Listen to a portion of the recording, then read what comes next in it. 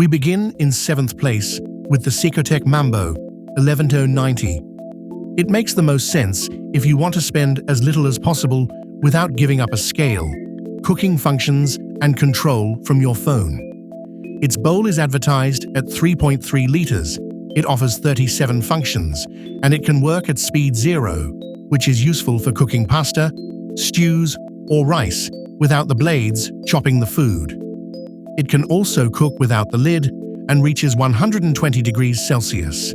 The strength is how many tasks it covers for very little money, while the app provides recipes and process control. The weakness is the lack of a large, integrated touchscreen. You depend more on the phone, and the controls are less visual than on the models ahead.